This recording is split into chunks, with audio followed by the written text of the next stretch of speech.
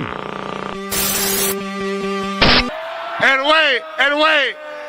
baby, I'm TFC till I die.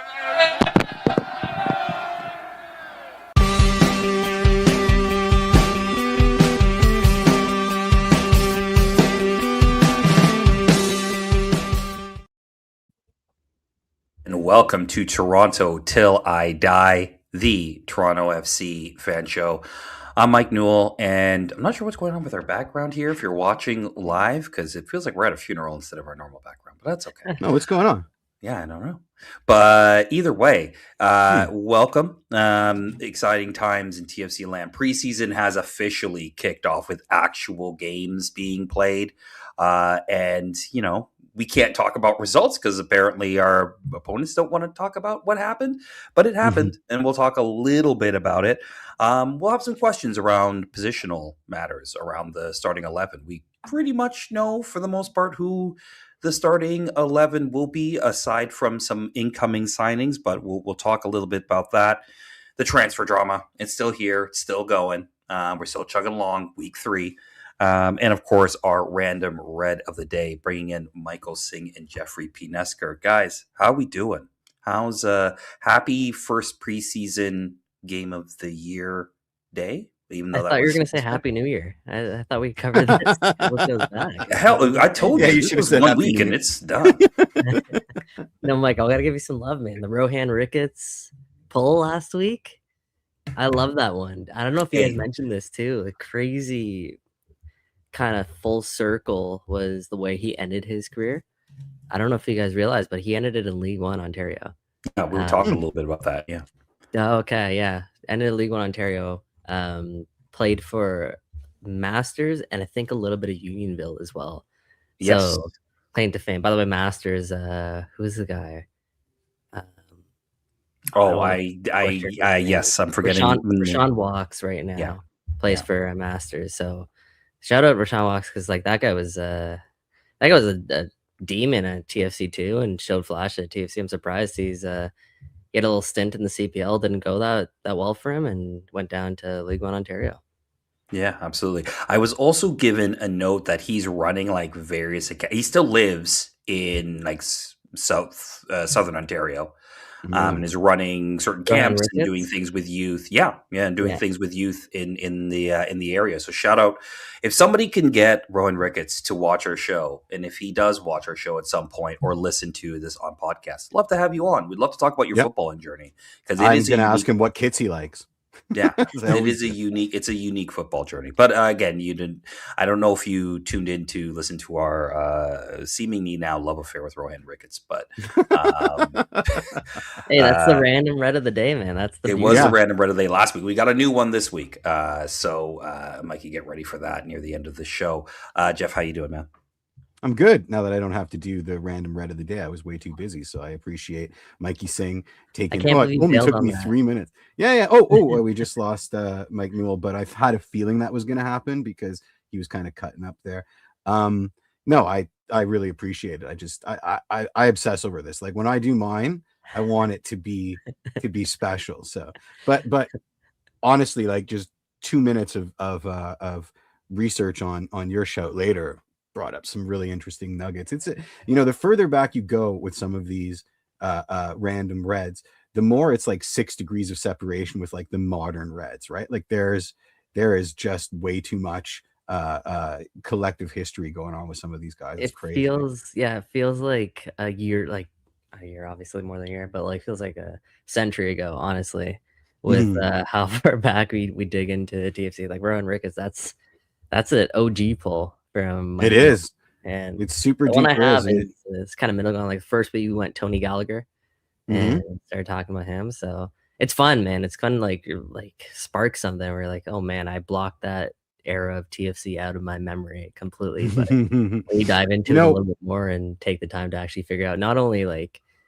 what they did for TFC, but like what they've done after. I find that part really cool, and I feel like a lot of fans connect with it. Me too. I mean, just on the same tip, like. I realized because of all the sort of glazing of Seba that the league was doing and TFC fans were doing on the occasion of his birthday that I've kind of I've kind of forgotten those days too, right? Like there are some TFC fans that are like, I watch Seba highlights at least once a week just to make myself feel better. and I don't watch them enough because those highlight reels, I was like, man alive, were we ever spoiled to have him?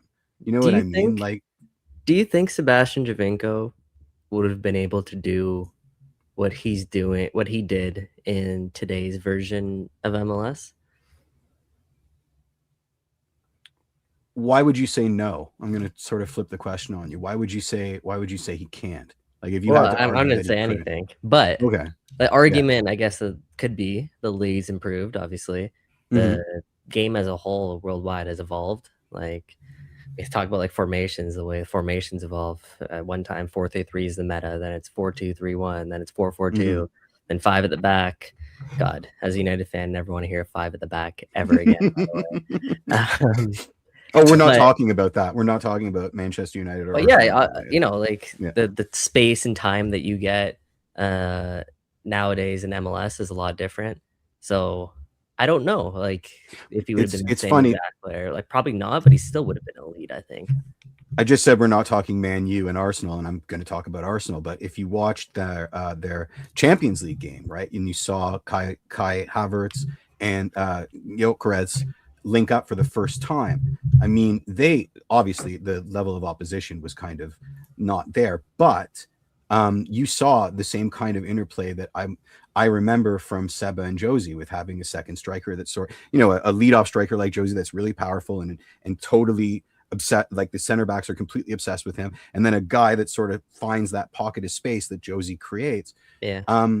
So if it can happen in the Champo, why can't it still happen in MLS? I mean, I still feel like MLS center backs and MLS defenders are athletic first, technician second, right? And so for a monstrous and plus that, they foul him and he gets a free kick, that never changes, right? That skills, like, the goal hasn't adjusted in size or anything, and I don't think the standard of goalkeeping is that much better. So, maybe, but again, Seba in 2015 versus Seba in 2018 was an entirely different proposition. That first year that he played for TFC, nobody could figure him out. He was it was insane. He clowned the whole league. Yeah, that's the thing. I mean, the time of him joining Major League Soccer, and then the time that he ended up leaving Major League Soccer, the league changed so much so quickly, right? And he ushered in a lot of that change, right? Like the impact of his signing at TFC, I don't think should be underestimated in terms of how it made teams think about, how they look at their DPs, how they make impact signings. Because up until that point, it was still very much a retirement league kind of thought around your DPs. And he changed the mold in terms of getting somebody in their prime, hungry, looking for somebody. A chance. Yeah. I think he's a unicorn, and there is something to be said for the fact that, like, he ticked all the boxes, right? Like, he came in and was electric from the get-go, and I think that can't be undervalued, right? Like, we should have Seba talk on our show every week. Like, we should. He deserves. He's that much. Just like WTR. I mean, he wasn't playing for the team, and he was still an award for like 5 years afterwards. Rightfully so. I mean, that guy deserves a statue. Quite frankly. Yeah, I mean, so let me bring this up. I said we were spoiled to have him on the Twitter machine, and somebody said we were more spoiled to have Bradley and Josie. And I hate binary arguments, and 2, I completely disagree. I love Josie. I love Michael Bradley. I'll admit I've been a lot butthurt over Seba since his exit, but now with the perspective of time, Seba's unbelievable. Like, he was just unbelievable for this club, and I think that nothing happens without his influence. Yeah. I mean, I don't know about.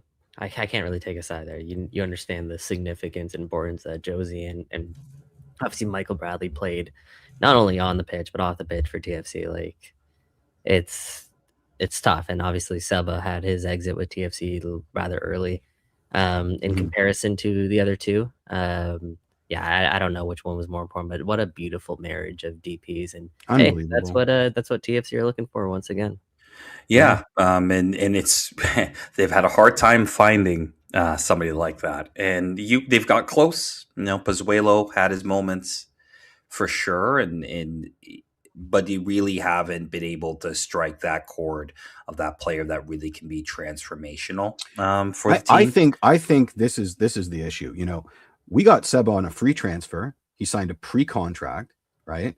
You know, they met up in the summer, and what was it? Bezbachenko wasn't wearing a tie, so Seba's like, I'm a TFC boy, right? Like, you know, maybe you look at it now and it's like that is impossible. Like the whole pre-contract, getting somebody of Seba's pedigree on a free to come to MLS, that may be no longer possible, right? And so now you're dealing with transfer fees and overpaying, and you're not as willing to take a chance as you were on Sebastian Giovinco. Perhaps. Rico Greenberg in the chat. Okay, I'll admit it. Seba was better than Insigne. Yeah, buddy. Going on a limb there, big time. Yeah, and before I forget, this was a beautiful zinger. Newell's internet is slower than the Josh Sargent transfer saga. Giancarlo, thank you for that one. That was it. Which is weird because I'm also live on Instagram and it's been fine the whole time. I don't Follow know TTID on Instagram, by the way. Yeah.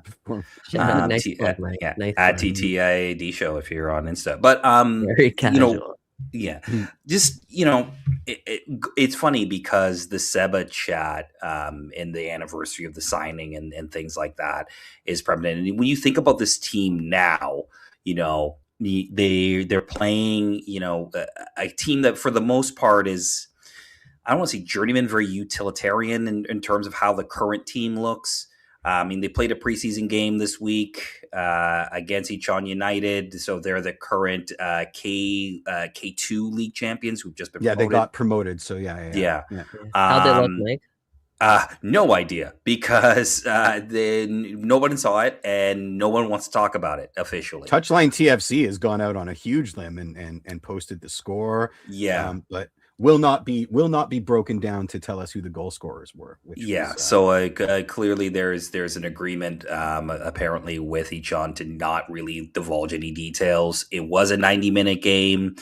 You know, it's from the sounds of it, looks like the starters played at least the first 45 and then sort of more of a rotational squad for the second half. 4-1 score. So thank you, Touchline TFC, for getting at least the score out there.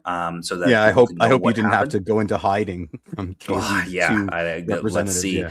But how they played, who knows? I mean, it's a 4-1 score. So obviously doing well. We don't know what the state of the Ichon squad was. We don't know exactly what the formation was. We will get a better sense and a first look at TFC this Saturday because the friendly there is being streamed on at TFC 8 in the morning.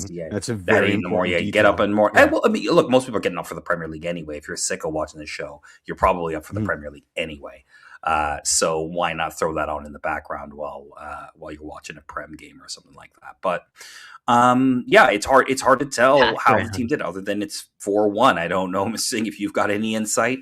I mean, I did a little bit of armchair research, and they just upgraded pretty heavy at center back.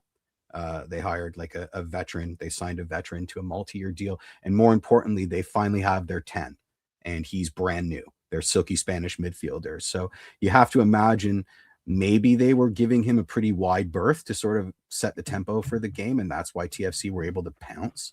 I mean, a 4-1 scoreline suggests a lot of chaos at the other end. So that's just me speculating.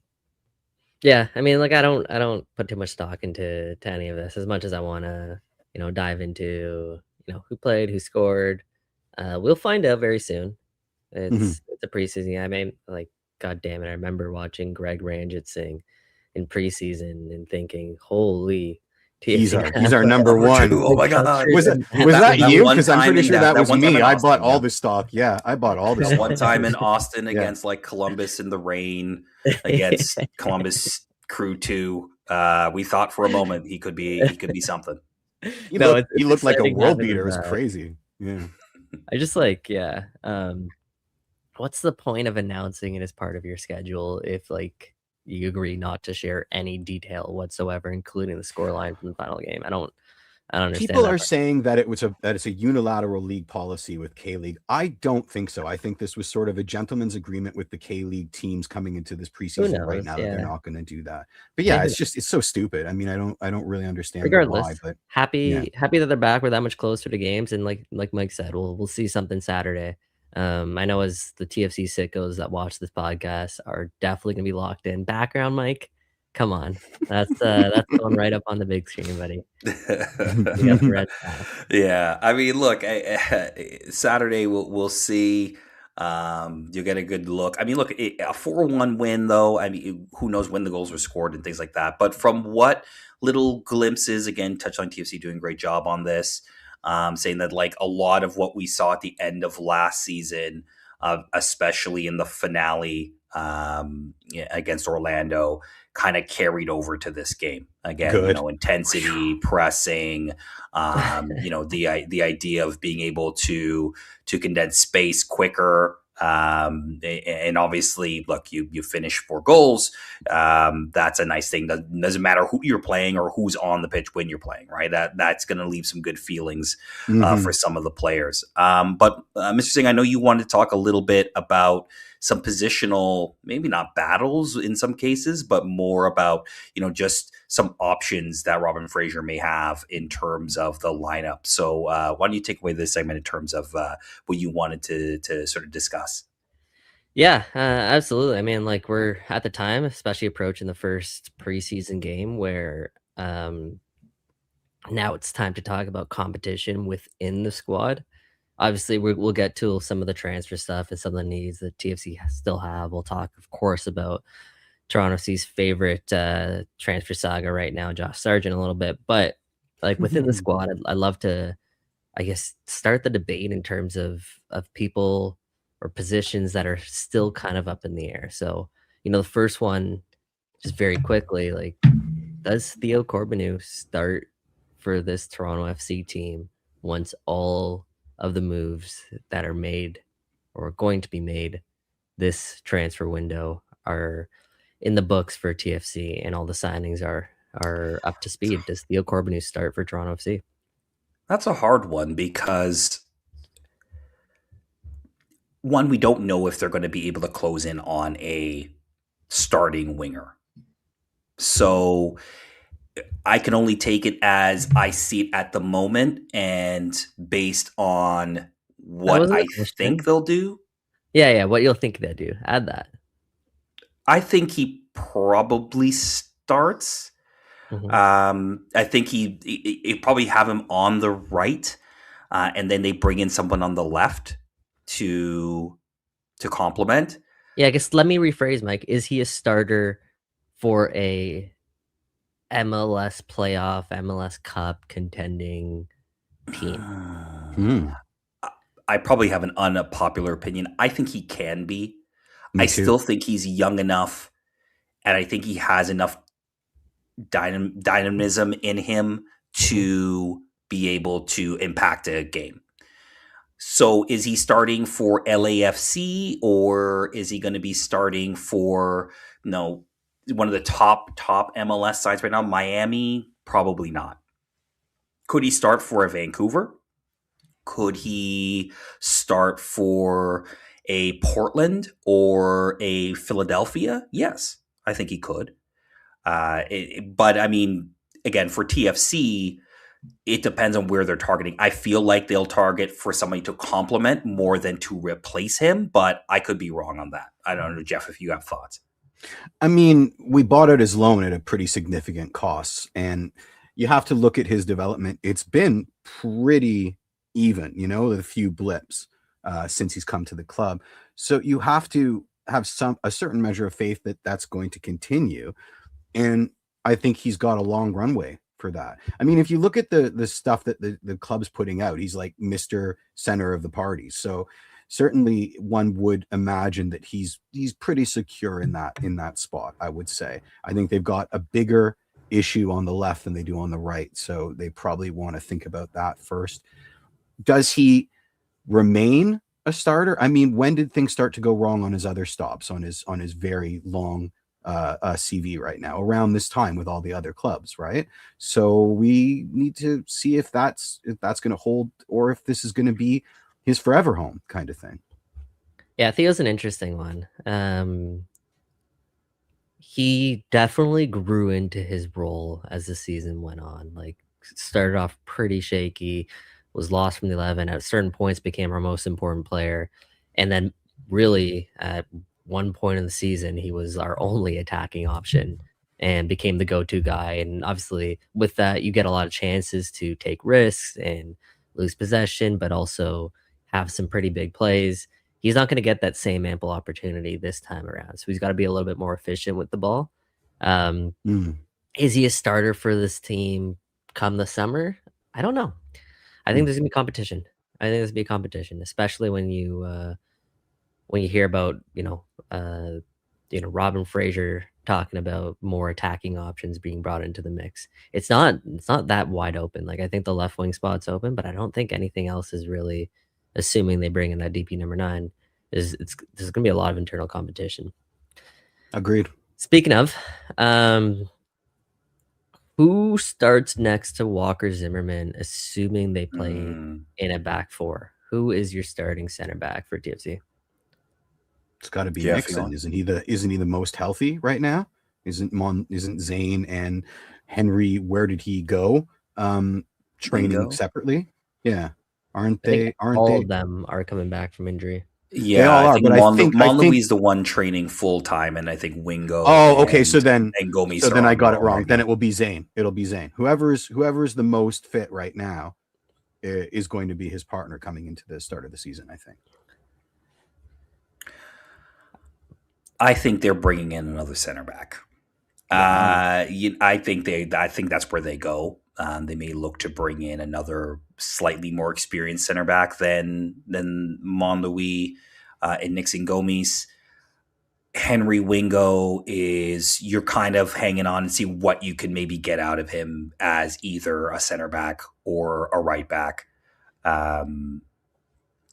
He's got to stay healthy. So that's the thing. It's hard to make a proclamation on him because you just don't know. We haven't really seen enough.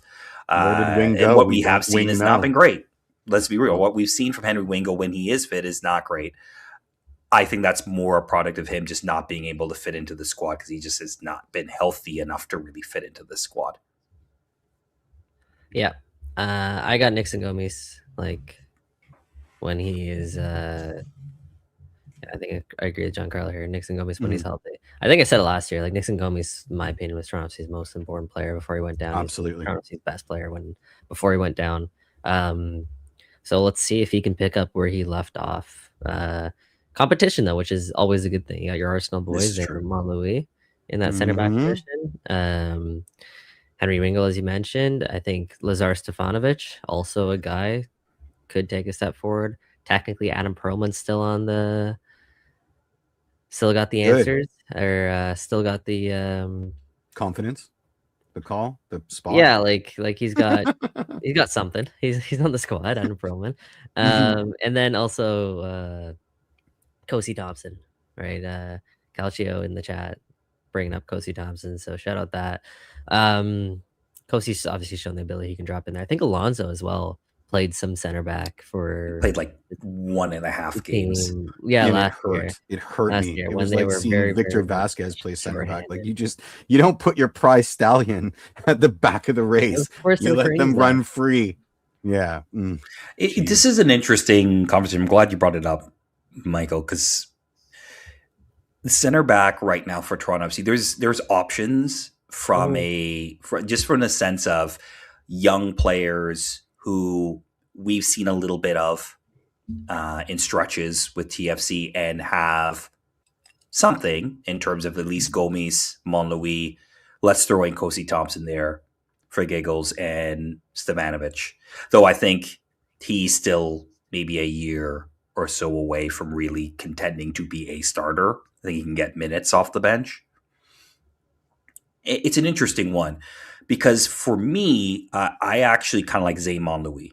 I like, and again, very small sample size, but I liked his ball carrying ability. I liked his ability to pass in the back with the left foot. Mm-hmm. He made mistakes again, first time in senior football. So he made those errors that you would expect a young center back really getting their first real professional minutes to make.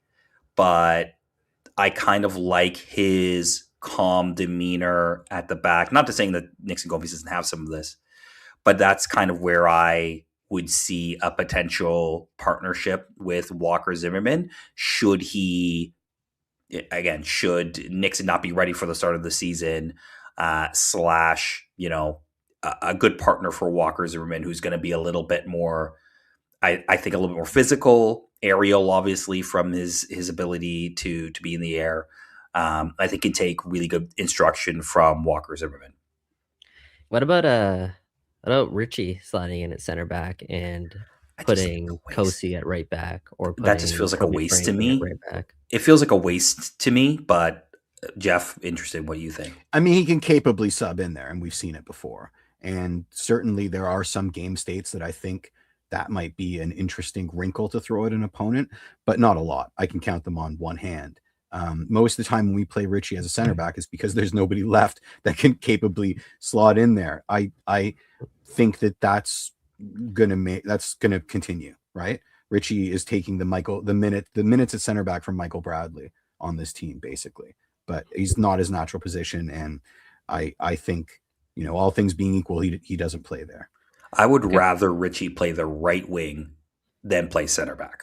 100%. I'd rather have him in the midfield than that far back on the pitch. I know that's not ideally where they're going to play him, but I would rather that than be at a center back, because it just feels like that's a waste to me. I know he can do it. I know he can be dynamic in a way as a center back, but it just feels like you're giving up too much up top and in the midfield and in those wide spaces as a center back. That's fair. Mm-hmm. Yeah, it depends what your replacement is. Both, like, what's your replacement level? Okay, last one here. Very, very interesting one. Probably the most interesting one, I'd say. Does Jonathan Osorio have a guaranteed spot in the 11? That's Captain Jonathan Osorio, Mr. Toronto. Does he have a guaranteed spot in the 11 for Toronto FC? Don't be afraid. I don't think so. And I don't think he has got a guaranteed spot in the Canadian men's national team either. I think Jesse was being a little coy in interviews when he was saying there's some heartbreak coming, and it almost felt to me like he was almost speaking directly to Jonathan Osorio there. I mean, and they talked about Cam Poutine being players on the bubble. I think, I've said it a bunch of times over the last couple of shows, time is undefeated. Oso, he's lost a step. He's maybe not 90 minutes. No, I take that back. I think Oso's definitely still 90 minutes match fit. That's never been an issue with him. It's just there's so much competition there. There's a lot of people coming up. Oso, what is this? His 5th season of spending so much of his minutes on the left, just simply because it's too clogged in the midfield for him to play his natural position. So I don't know. I think he's going to age into a utility kind of player. Who is that guy on the Philadelphia Union that, like, for 3 years, Alejandro Bedoya? It was like their Chris Wondolowski that, like, came on for garbage time and, like, scored 1 million goals and was, like, everybody's favorite player. Too, but anyway, I think that that's what the future holds for Jonathan Osorio, and I think he's a smart and is the future now this season. He's playing. He's starting. He's playing. We can have this. I get why people want to have this. I don't think so. He's starting. I get why people want to have this conversation. He's starting. Okay, like, he's going to start for Toronto FC. He's going to be in that midfield, probably either in a tandem with Cuejo or slightly just playing above him. I would have said that I get why people are saying this. We kind of have this conversation. I think for the last 3 seasons at this time this year, we've kind of had this conversation. And if he's going to be in the 11, is he captain material? He's playing. Okay. Oh, he's captain. The numbers bear it out. Yeah. The numbers bear it out. When you don't have when TFC don't have Jonathan Osorio in this lineup, they do not have a winning record. They do not play it well. End of story. Take that for data. Start him over Cifuentes, Sifu. Exactly. Yeah. Well, maybe not above him, but you're probably finding a way to fit both in there. They will probably Would find you a way to start him fit over both. Alonso Cuello? Probably yes. I know that good. I know that hurts. I know that hurts Jeff. So, but like, if it's a choice, they're probably starting Oso. Yeah. Then I mean, you've that's got two going to be eights. the competition, right? Yeah. It's Yeah. those Is two that the unless- right thing? I don't know, but he's starting. Like it's and unless he cannot play, he will start. See, I would have said that about Odegaard. Like if you had asked me last year, I would have said Martin Odegaard starts every single game at Arsenal as long as he's healthy and he wears the armband. But you're starting to see that he's starting to platoon with Eze, right? Like nothing lasts forever. He'll still wear the armband, but like there is a natural order of things, and time remains undefeated. And I do think maybe this isn't the year where we see, Oso sent off to the glue factory, but it's certainly the year that I think we start to see him kind of starting the sundown process a little bit. I'm not so sure about that. Again, I think, and I get it. Yes, I was for a moment forgetting Sifu, but I think you find a way to fit him in. I think they find a way, right? I think he's still that important to TFC. Not just from the captain, not just from the captaincy and all of that, but I think on the pitch, I think he is still important to this team in terms of how they play and how they connect things. What you said, the stat that we can't dispute, the fact that TFC wins much more with Oso in the lineup, we don't want that stat to become an albatross, right? There's a point where leaning on that stat to dictate your lineups becomes a detriment, not a plus, right? How are we supposed to get to the next Oso who that there's a rising tide that lifts all ships if Ozo's blocking that player's progression? Is he blocking them, or is he just better now? I don't know anymore, and I think that's what we're going to find out this year. I mean, certainly I'm not slagging him. I'm just saying that there's a lot of competition, and there is a lot of people coming up. And you don't want to make the wrong decision here. And so I think that it's going to be like, what Calcio Alculo, platoon between Oso and Cuello with Sifu. I think that you're going to see a lot of interesting. Yeah, I think we'll starting lineups in the formations. Midfield. You're going to see a lot of rotation.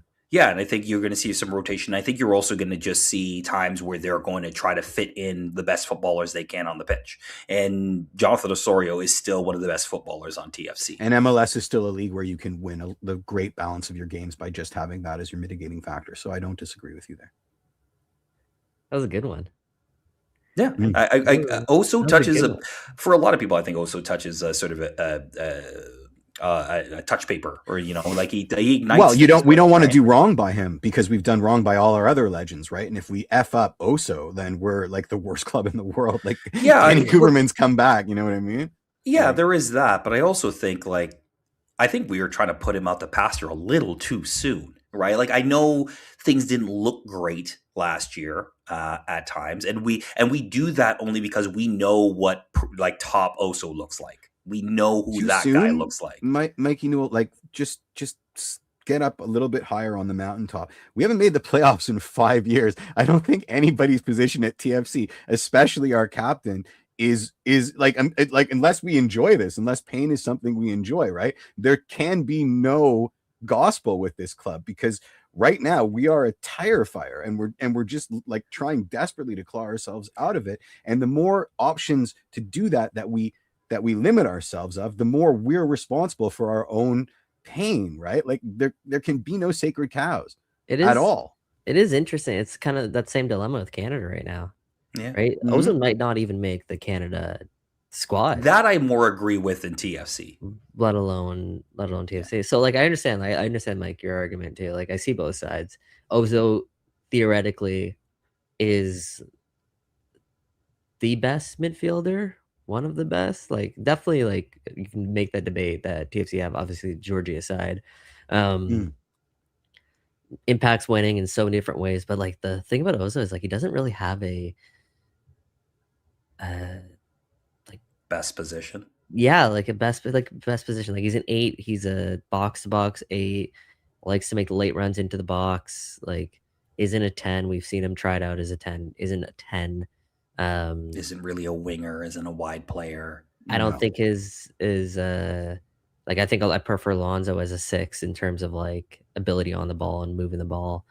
Like he is like an interesting figure there. So it's a challenge, I think, to fit him into the 11 at times. But I agree, TFC are better with Jonathan Osorio, and he's like still.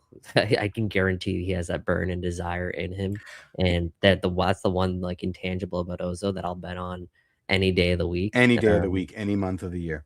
Absolutely. And like, yeah, he's got a lot to prove for this season too. So in my opinion, he does make the first 11, but it will be on a shorter leash than I think we've seen in the past. Yeah, I don't know if he finishes games. Like, that will be the difference. I don't know if he's a full 90 minutes. I think he's a guy who could start and then come out, 65, 70 minutes. I entirely agree with that. I think that we're going to start seeing a lot more of that. Just a offhand comment from Aaron Ginsberg. TFC is going to give Oso all the minutes he wants to try and make the World Cup roster. Dude, if TFC is mitigating who gets starts based on them playing for other teams in a World Cup year, then wake me up next year. I don't want to watch this club this season. I mean, that has to be the furthest thing from Robin's mind here. Like, that doesn't matter. As much as it matters, it also doesn't matter. Like, we've got enough problems beyond like making sure that everybody gets their reps in to impress Marsh or Potch or whoever the hell.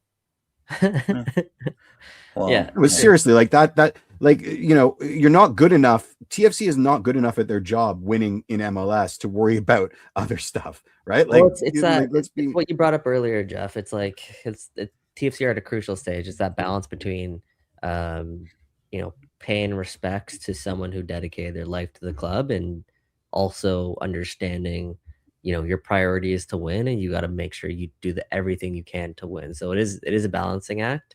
And TFC has no idea how to be good to legends of the club. Let's remember. So yeah, I think if there is a player though that would say, okay, you know what, maybe I'm not going to start every game anymore.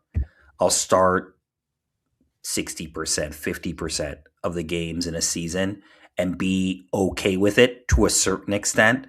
I don't think he's going to be like, oh, yippee about it. But any other year, I'd agree with you. This year, I think it's an existential crisis. Yeah, that's true. But I think if there is a player that would do that for the club, it would be probably Jonathan Osorio, maybe to his own detriment, right? Like, he did an interview, and I'm sorry, the name of the podcast is escaping me. So somebody in the comments shout out the podcast. Sorry?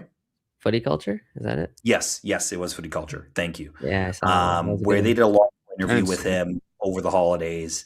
And he talked about the fact that he had opportunities to move to Europe. We know that, Michael, you know that, you reported on that, where he had a legitimate opportunity to go to Europe or go to Mexico, and he didn't do it. Now, why he didn't, we don't fully know. Probably something to do with a little bit with money, maybe playing time, maybe just life situations, wanted to be closer to family, whatever that looks like. He didn't make that move and chose to stay at TFC. And to me, that says that that's a guy who will do what is ultimately in the best interest of the club. Again, not to say that he's going to sit through and be thrilled about, not starting every game, because he's a competitor and he's going to want to, be out on the pitch and winning in his city. But when that time comes, when they need to have that conversation, I think he would be somebody who would be like, okay, you know what, for the best of the club, this is what we need to do. He's going to get paid and taken care of, from that perspective. It's just, is it this year? Is it next year? Who knows? It's tough. It's tough that it's this year. Like, the last thing that this club needed was more distractions. And I don't know. Here comes the biggest one. This is not a World distraction. Cup? He's going to play. He's going to play. He's going to play. He's going to play. Yeah, with also, it's not a distraction. I really don't. I think he's going to play. He just again, I agree. He's probably not going to start every game. Normally he doesn't, because he normally ends up getting hurt at some point during the season. I would say, other than Luka Gavrin, not even Luka because of Yarbrough, I would say maybe outside of Georgie, there's no guaranteed starters on this team, like in any position. Walker Zimmerman. Richie. Oh yeah, right. Sorry, And Walker Richie. Zimmerman. Yeah. I keep forgetting Richie because he's never healthy. But if Richie's healthy all year, absolutely, he's a guaranteed starter. So there's 3 of them. Sorry. Here's a question I have from here. It's not a debate on whether he's going to play. He's going to play. But what is Richie's best position for TFC, do we think? Left back. Left wing. Sure. You mean right back? Right back. Yeah, sorry. Yeah, right back. Yeah. Left wing, baby. Because right back, because then he can collapse and be a center back if we need him to be. And we're looking like we're playing with less actual defenders at the back. So I think that's where we want him. Interesting. Because I probably still agree that he's best at right back, but I also get your point, Michael, where as a left winger, I think he can also be incredibly dynamic. You probably can save yourself a bit of money in terms of bringing in another player to be a starter at that position and put Richie there. And either you're finally handing the keys over to Kobe to be the right back, or you go find another right back, or you maybe trust Henry Wingo. You probably could get away with a combination of Kobe and Wingo as the right backs. But I agree. Like, I think putting him in center back is just a waste.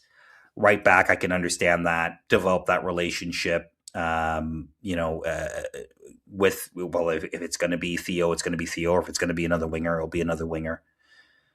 But I do believe probably getting him up the pitch a bit more could be a really crucial key for TFC this year.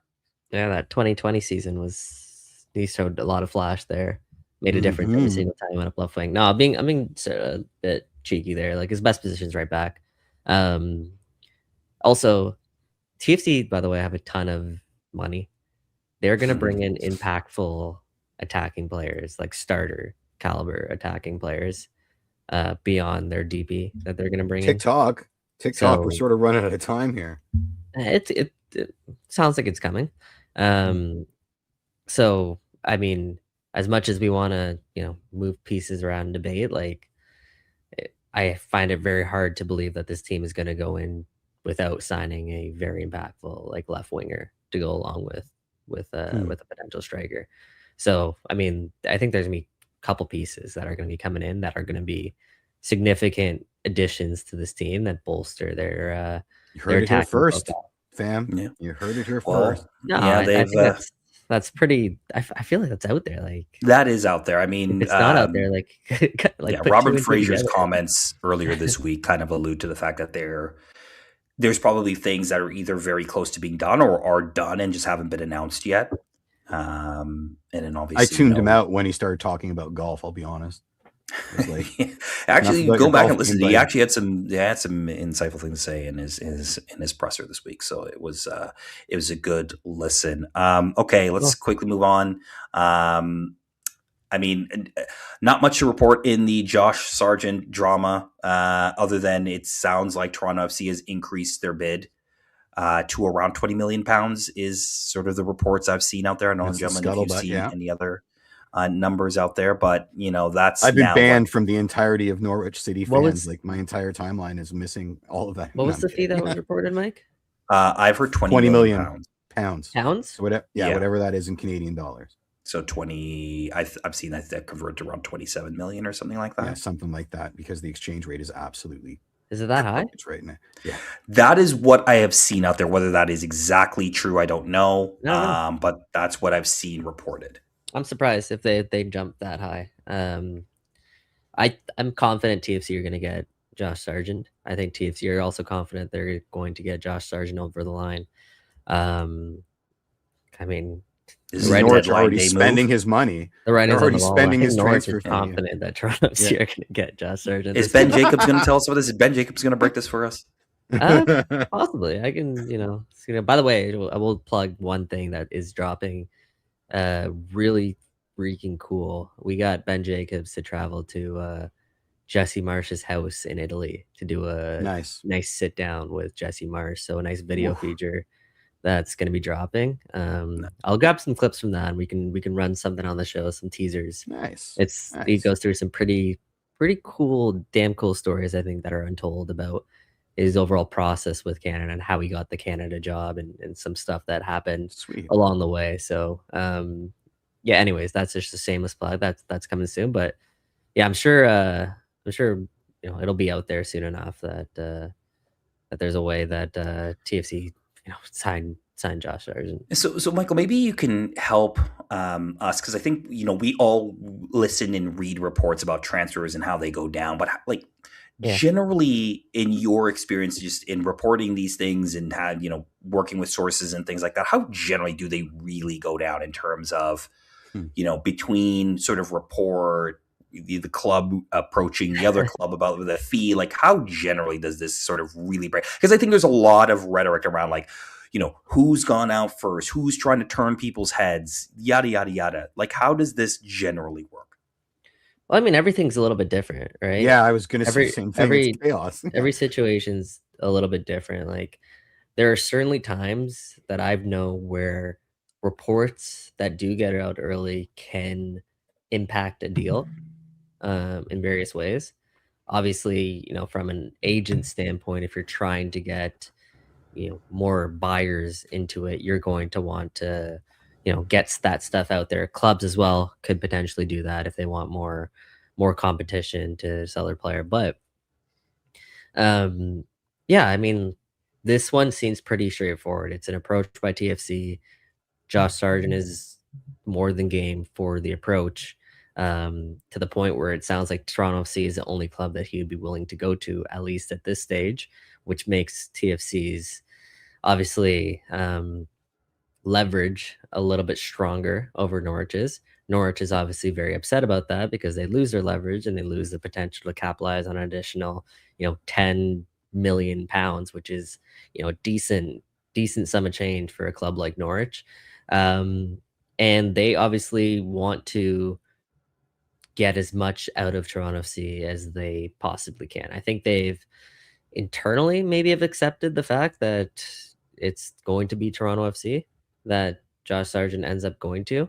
Now, because Norwich are also, thanks to our boy Ali Ahmed, in a better position than maybe they were a couple of weeks ago, their leverage has strengthened because they're no longer as much of a threat in relegation, and that obviously was a big tool that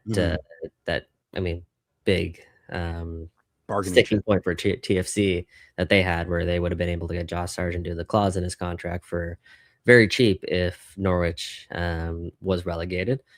Now, where exactly does that move things? Like, how much does that improve TFC's bid? What exactly is Norwich willing to come down to?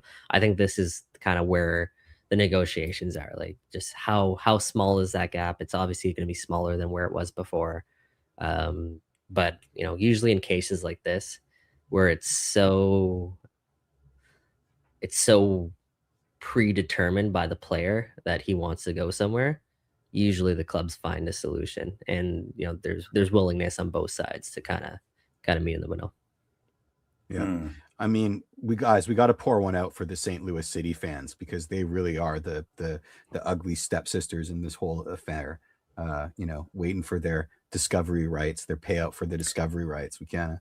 Well, yeah. I think what are discovery rights going for these days? A bag of chips. It depends on the player, honestly. Like, I've seen deals go down for like 400, 500K. Yeah. Seen deals go down for 50K. It really depends on the caliber of player. Josh Sargent's probably going to cost a couple $100K in allocation money for that discovery rights. Yeah, which St. Louis will be very happy to take. Like, I'll see they would. St. Louis fans, however, not so happy. I've seen that too. And look, right now, TFC, no other out there rumors in terms of other players at the moment. Very different than transfer windows of the past, where things were leaking all the time. They've really done a good job of battening down the hatches and keeping a lot of the leaks from getting out there. They got to get back on the beat, man. Well, hey, they'll, I feel like our friends, John Molinaro, Neil Davidson, they could use another buddy. Yeah, right. There's lots of chairs, lots of empty chairs. No, those guys are amazing, and look, it's times have changed, obviously, from the reporting standpoint, but there still is incredible people that are on the beat doing their jobs, and from I've never really spoken about, but from an insider, let's call it quote unquote insider perspective, that stuff is annoying for clubs at times, right? It's another thing to kind of deal with, and even for me, like having to deal with both sides and both parties and multiple parties involved, like it is what it is. It's part of the game, like, but it also, you also have to deal with rubbing people the wrong way sometimes, and it's something to navigate. And it's not something I necessarily miss too much either. Well, trying to figure out if an agent's trying to rub you on with a deal or something, you know? I mean, it's TFC. All European and also, agents are like, trying to. from the club perspective, I mean, they at times obviously weren't happy or thrilled with stuff that would come out, or disagreed with some stuff, and it is what it is. It's part of the game. So you're saying we're not gonna get a press pass for the 2026 season? Oh, no. The club's amazing. Like, in terms of that, like nothing about their team in terms of that, but like I feel like that's just part of the nature of the business, and especially with a club that likes to keep a lid on everything. It is what it is. Like, it's nothing wrong with the way that they do things or the people. It's just that's a dog eat dog world. Yeah. So you're saying we will get a press pass for 2026? No, they don't want us in there. Okay. So let's go on to the random red of the week. I know Michael will be stepping in this week. Jeff, you better have somebody for next week. You're off. I got somebody for next week. But anyway, right. I'm gonna roll the tape.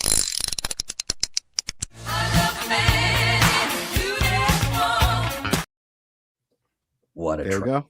Wow. Amazing, Jeff, putting that together. All right, random red of the week. Little throwback. We're going back to what season is this? This is the 2011 season. 2011, dark time for TFC. But there was one bright spot that season, and that was João Plata. João Plata is our random red of the week. So João Plata, his story is pretty interesting. Like, he comes over on loan and immediately becomes a fan favorite. Like, super short. What was he, like 5'2"? Yeah, 5'3", 5'2". Oh, he is insane. 5 pace. feet 2 inches. Yeah, insane pace. And easily is a fan favorite. Like, Toronto FC's most exciting player that year. Makes a difference, to the point where TFC the summer ended up using his purchase option and making that deal permanent. He goes on, has a great campaign in the Champions League, scores some important goals, a couple I think against Dallas in the Champions League that season. Also, the year prior, I believe, played an important role in another Canadian championship over Vancouver that year. Yep. So then João Plata then has this weird, like, struggles the second half or the first half of his second season, his first season with TFC, and then has this weird kind of interaction where he announces his own, like, loan move, but TFC was like, wait, what the hell are you talking about? Like, there's no loan move done. Like, you're not leaving the club. And I guess that rubbed a lot of TFC execs the wrong way. Keep in mind, João Plata was like 2021 this year, or at this point. At that time, And he decided, you know what, like, I'm having a loan move back to Ecuador. And eventually he gets that move, comes back, and TFC sell him right away. They trade him, actually, to Real Salt Lake. Super draft pick. For a second round pick. Yeah, second round super draft pick. That was old TFC. For those who don't remember old TFC, that's how your star players got drilled. Like, that's your star player. Well, I mean, your star player that called his own shot and said, "I'm out." That was old TFC. You know, that's F you, you're cool, I'm out. Like, he basically did that. So, like, what are they supposed to do? What did he spend? He spent about like 5 or 6 seasons with 2013 RSL to 2019. Yeah, 6 seasons RSL, right? And I remember one of the seasons he absolutely lit it up. I think he had like 13 goals, and I have it here actually, 13 goals in 26 appearances for RSL. So has a decent MLS career. ends up playing in Mexico, going back to Ecuador, Honduras as some stops, and apparently he's still kicking about somewhere. He's only 33 years old. He feels transfer market says he's without a club and has been since 2024. Yeah. Okay. I don't know if that's quite updated, but I feel like he still is somewhere. Says last he was at a FAS, so he was in El Salvador. El Salvador. El Salvador. Yeah. Yes. Anyways, that's a throwback. That's our random red of the week. That is João Plata. Can I just give you a story about João Plata that year where he like took over the TFC world? So two stories. So the first one, you talked about that Champions League game against Dallas. Yeah. So I was at that game. And if the sickos remember, that was the Champions League game in which it started like on a Wednesday night. And then it got canceled. And it got canceled because a huge ass storm came through off the lake. Like you could see it. So I was there with my cousin who was from England. And we were just understanding it was her first game in Toronto. And she's like having a great time. Kings had not quite started yet. It was getting going. So we were chanting in 127 and having a great time. And then I look out over the lake because at that point, the second level of BMO was not built yet. So you could see right out to the lake. And the clouds that were coming through, that is when you're saying like everything looks great. And then you look over there and you're like, oh, hell is coming. That's what I saw coming through the lake. So it was just slowly coming. And then it was a torrential downpour. And then they stopped the game. And if you remember old BMO, there's like nowhere to hide. Like we're just getting it all. So the game gets canceled. And then we get, you have to go through old Twitter at the time to find out that the game had been rescheduled for like 10 in the morning the next day. School day too. Yeah, on a Thursday, I think. And then so a buddy of mine and I skip out of work. We call in sick. They honored our tickets from the night before. We go to BMO Field. It's us and like 260 odd people show up for the game that gets replayed.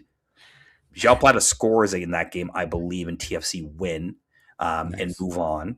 He has a goal and an assist. Yeah, and they didn't even start beer sales until like they didn't start beer sales. We were thinking like, okay, they're not going to start beer sales. It's like 10 against like 200 people. Nope, full out beer cart. Everybody's going, like everybody just getting day drunk, watching TFC in a Champions League game that like again 200 sickos skipped work to go watch. So shout out to João Plata for that. Second story. Same year, maybe a year later. I'm trying to remember if the friendly was 2011 or 2012. I think it was 2011 because I think it was just before the 2012 World Cup. Just after the 2010 World Cup, excuse me. Ecuador play Canada in a friendly, famous for a lot of Canadian fans because I think it's like Terry Dunfield scored a like 25-yard screamer in that game. Yeah. But that was the old BMO as well, where you had like 80% Ecuador fans and 20% Canadian fans. And I again went with my cousin, and her boyfriend was Ecuadorian. So her and her boyfriend show up in an Ecuador shirt. Oh, man. And I show up in my Canada shirt. And I'm now standing with my cousin in an Ecuador section with my Canada shirt. And João Plata comes on, and all the Toronto people who actually have been to a TFC game know who João Plata is. And he actually got called up to Ecuador for that friendly and played pretty well. But I will always remember being like, hey, that's our guy on TFC. Yeah. And then just being surrounded by a bunch of Ecuadorians and then cheering my head off as Terry Dunfield scored maybe the best goal he's ever scored in his career. And Toast had the late tying goal.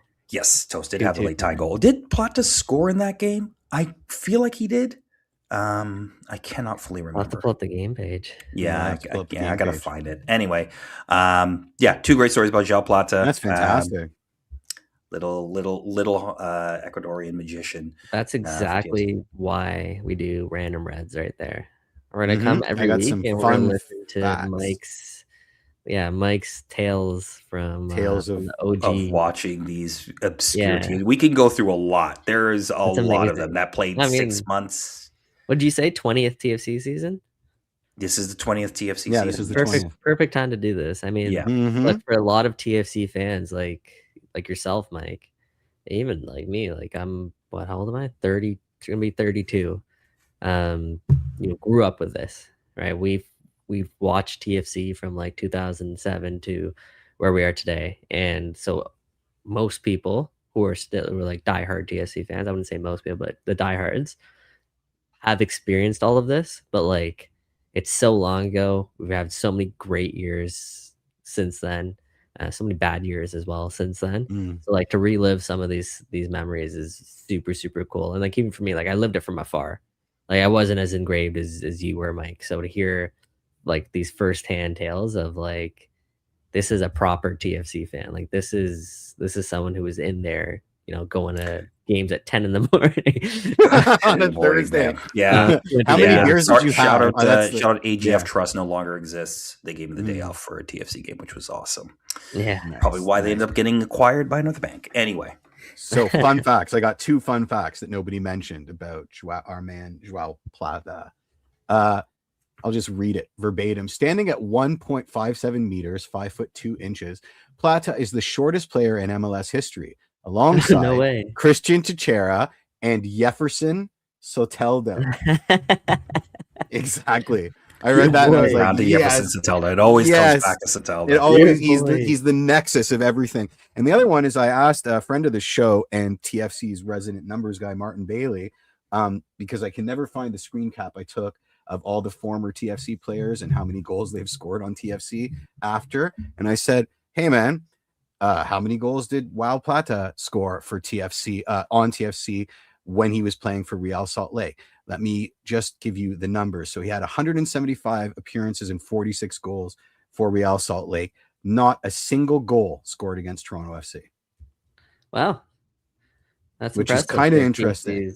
That's impressive for TFCs, considering Dominique Aduro used to score hat tricks on us every time he came to visit. So I don't even understand. I mean, obviously, obviously they're in the Western Conference, so we don't see them as often as we would see an Eastern Conference team. But still, that many years, that many appearances, that many goals, it's kind of insane that one of them wasn't against TFC. I like one last story before we wrap up against Joao, because now it just came back to me as we were thinking about him. There was one time after a game, a rare time TFC actually won at home, where in our section, the players sometimes came around and signed autographs and stuff like that. And Joao Plata this is probably the only time I remember doing it. He never would do this. He probably did it, but you couldn't see him because he was so short. The barrier was too high. No, there was a girls' soccer team just like maybe a section or two over to the right of us. And they all go to the front after the game and try to get autographs and stuff. And Joao Plata and maybe Nick Sulzma. Wow. Yeah, I know. Come by, sign some autographs. Dutch connections, Nick Sulzma. Comes by and signs autographs and stuff. And the security let some of the girls go onto the field, like get down to the concrete that before you get onto the pitch at BMO. One of the girls, I don't know what position, they probably center back, like towered over Joao. And he was like, what the hell? Like, I'm a grown ass man. This girl's probably like 12 and towering over him, asking for his autograph. And I just remember, like, I think it was Sulzma and like maybe somebody from TFC's media team, like trying to stifle laughter because they were like, oh my God, this guy's getting dwarfed by a 12-year-old like center back from like Woodbridge Strikers or something. Like it was unbelievable. That was hilarious. That was he used every bit of that 5 feet 2 inches. Like he had, the typical short soccer player, low center of gravity, like the ball was like stuck to his foot sometimes. He was fun to watch, but yeah, that's a funny story. Yeah, that was good. Good times. All right. Well, I think we'll wrap it up there. Yeah. Otherwise, TSO Canucks really going through it in the chat. By the way, he's like he's having an internal. Is he trying to go? Oh, so Laurier is the best player. Good luck with that, man. I don't actually fully disagree with you, but anyway.